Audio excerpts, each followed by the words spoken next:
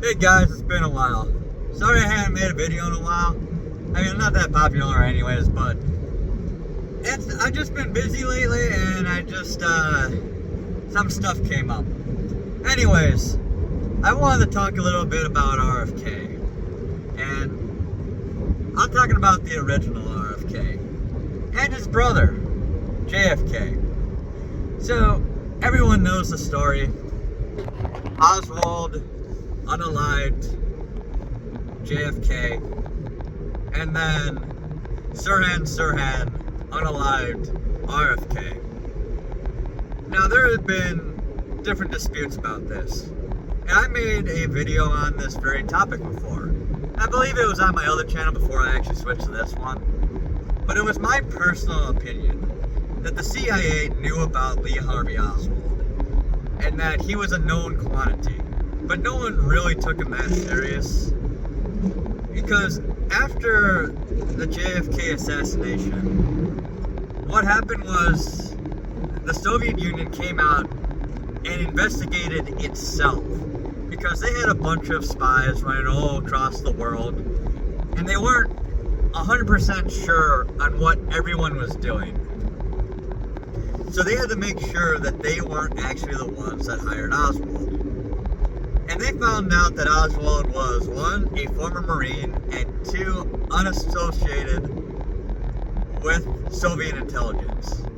However, they then discovered that he honeymooned in Russia, in the Soviet Union, with his wife, and that he was actually looked into by the intelligence agency to see if he could be used as a spy. And they basically determined that no, he was useless, he wasn't part of any government agency anymore, and that he wouldn't be able to do anything. Now, some people have suggested that he either wasn't the assassin, that there was a magic bullet, someone from the grassy knoll, and that the Soviet Union said, hey, Styx Hexhammer actually said this, that the Soviet Union might have said, hey, go try something, and then if you accomplish something, maybe we'll give you a job. And then he accomplished something way beyond their wildest imagination. Well, for one, the magic bullet was a dump done by either a completely moronic congressman, which have existed forever, there have always been stupid congressmen, or two, the congressman was doing a distraction. Because the magic bullet, the idea behind it was the magic bullet hit JFK in the neck, came out of his chest, into the back of the governor, out the front of the governor, hit the wrist of the governor, and then deflected downwards and embedded in his thigh. And it's like, no, that's impossible. It would have to curve midair to do that. The reason why the bullet would have to curve in midair is because the congressman didn't realize or didn't know or was intentionally hiding that the car that JFK was riding in put the JFK farther to the right and suspended higher in the vehicle so that he would be more well seen by the loving, adoring crowds of people. And if you look at the picture of the bullet, it looks more or less intact until you get a different profile of it and realize that it's been crushed almost flat from the impact. And it's a full metal jacket round meant to punch through armor. Now, not like tank armor, nothing of that caliber, but it's definitely not an anti-personnel round. Because if he was using an anti-personnel round that expanded like a hollow point, a bullet of that caliber would have killed JFK even if it wasn't like a headshot. It would have expanded in his neck and burst a bunch of blood vessels, and he would have bled out with the giant exit hole. That clearly didn't happen. The bullet was not designed for use on people. It was meant to be used on like large animals, large game, and meant to hit them in a vital spot like the heart, so that it would leave the meat intact, so you can make trophies out of it, and then you can, actually eat the thing. Oops, I'm in the wrong lane. Okay, good, there's no one behind me. Anyways, it is my personal opinion with the JFK assassination that the CIA knew of Lee Harvey Oswald but were not involved in the actual assassination.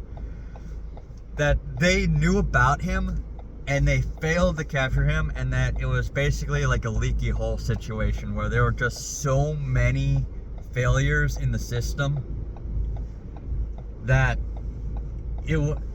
one guy managed to get through, and that there was no conspiracy. There was a conspiracy afterwards, though.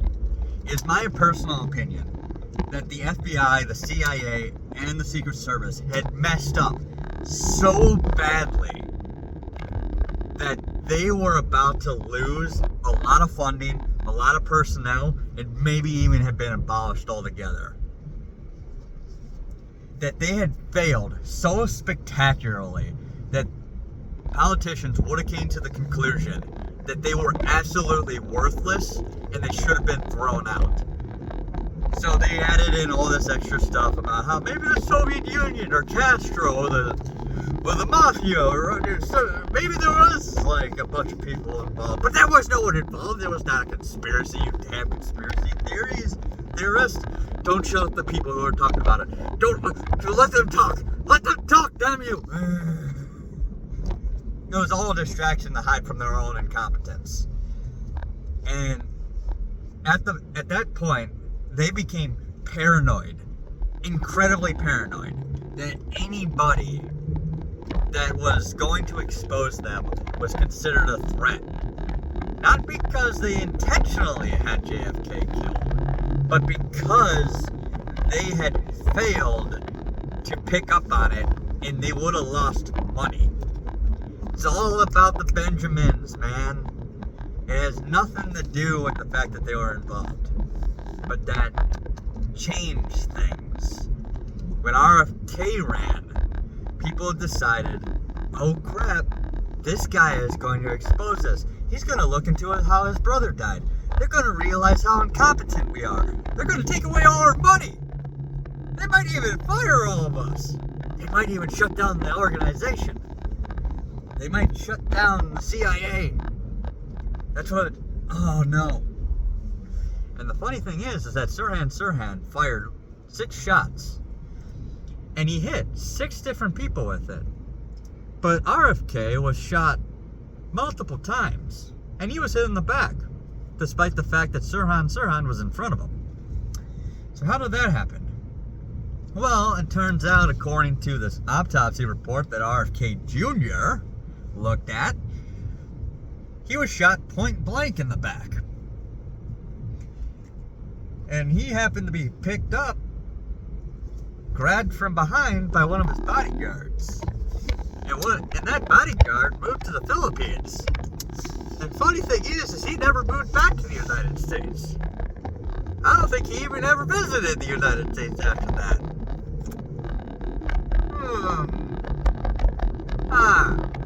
Very strange. And RFK Jr. talked to Sirhan. He's like, this guy didn't kill my father. I think the JFK assassination was incompetence. But the RFK assassination was a conspiracy. Someone didn't want RFK to find those little files on the JFK assassination. And Trump looked at those same files and he was like, I can't release this. I can't release this. But now, after his own assassination attempt, and after RFK Jr. endorsed him, suddenly those files are looking very interesting. And you gotta remember what Hillary Clinton said. What difference does it make? What difference does it make now? Is what she screamed at the top of her lungs in complete and utter panic of what she had done. Now, if you don't know what I'm talking about, there was like at some point, like, someone pointed out, I think, how a bunch of her friends have just turned up dead all of a sudden. How strange. Now, I don't actually know if she's actually taken out any of her friends. I mean, at this point, it's just a meme. I don't know if she's actually been involved at all, or if she has threatened someone to the point that they were completely and utterly, like, driven almost insane, and they took their own lives. I don't know if anything like that happened, and that she didn't actually pull the trigger or had someone pull the trigger herself. I don't know. Because in a lot of these Democrat cities, they like to cover up murders in general because they don't want their city to look bad. I don't think like every single one of those cover-ups had to do with Hillary Clinton. But someone pointed out like a lot of like either like a bunch of her friends died or they were talking about Benghazi. And when asked about it, she got angry and she basically said, at this point, what difference does it make? Like, it's been 50 years, been a long time, over 50 years since the JFK assassination. At this point, what difference does it make? The difference is, you've been hiding the files.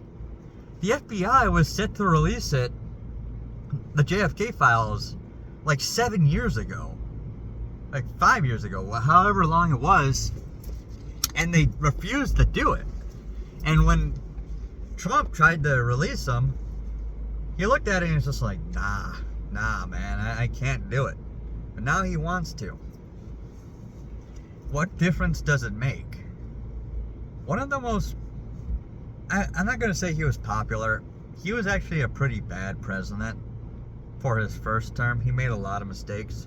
For his second term, he probably would have been a good to great president, depending. He was definitely a very well-spoken individual. And he would have convinced history that he had been an excellent president. But based on his failures, JFK was not that great. The Bay of Pigs, the fact that he was seen as so weak that the Cuban Missile Crisis happened, the fact that he had to pull our missiles out of Turkey. I mean, it de-escalated the Cold War, definitely, but the Cold War wouldn't end until way later when Reagan got in office. So, I mean, you can say that he wasn't very successful during his first term. During his second term, though, he was like Donald Trump. When he had won his second term, he was going to come in and he was going to break all the toys. But it didn't turn out that way. And also, by the way, I got to go back a little bit. People will ask about Jack Ruby and his ties to the mafia and the fact that he actually had a Jewish last name. I take him at his word that he was just a JFK fan and that he was like really just ticked off about it. Because RFK was the Attorney General and he was going after the mob. But Rudy was actually pretty low on the totem pole. And he seemed kind of insane, kind of crazy. So it would kind of make sense that he might not give that much of a crap that his bosses were getting a little bit in trouble. I mean, he was a rank and file dude. It'd be like the union boss endorsed the Democrats, but everyone else in the union actually endorsed the Republicans. I mean, it would be kind of against Ruby, Jack Ruby's, like, best interests, but Democrat voters had never been the most logical of people. No offense. I voted for Obama for his second term because I was a dumb kid who didn't realize how messed up his first term was. Because my line of thinking is like, well, no one ever said anything bad about him, so he wasn't offensive, therefore he must have been an okay president. Not realizing that even back then, the media was just a pure propaganda machine for the Democrat Party. I learned more about Obama's sins later on, and then I realized, whoops, I made the wrong choice. And that took me a long time to get there. But I eventually did get there, so don't blame me for it.